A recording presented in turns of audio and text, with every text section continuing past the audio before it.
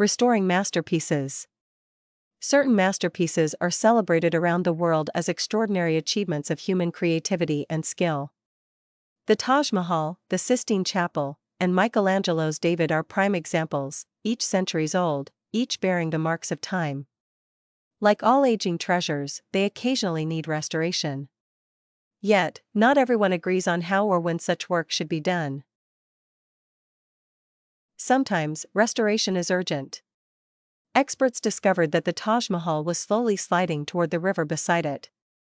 Cracks were forming, threatening the integrity of the iconic building. In response, careful restoration efforts were undertaken to repair the structure and prevent further damage. In other cases, however, the work is less about preservation and more about aesthetics.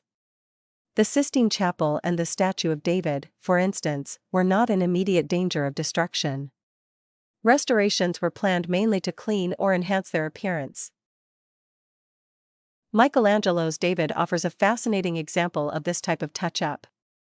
For the statue's 500th birthday, the museum in Florence decided to restore it.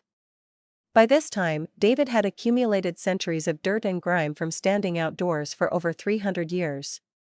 When Michelangelo carved him, the artist intended for David to face the elements, naturally weathering over time.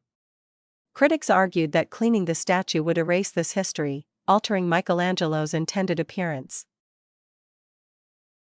Despite protests, the museum proceeded. After 9 months of careful work, the restored David was unveiled. The changes were subtle but noticeable. His hair no longer blackened with grime, the stains on his hands were gone, and the dirty streaks along his left shin had vanished. As one art expert observed, only someone with expert knowledge and long familiarity with the skin of the statue will notice that certain irregularities have been removed. Even skeptics agreed that the touch-ups were moderate and respectful of the original work.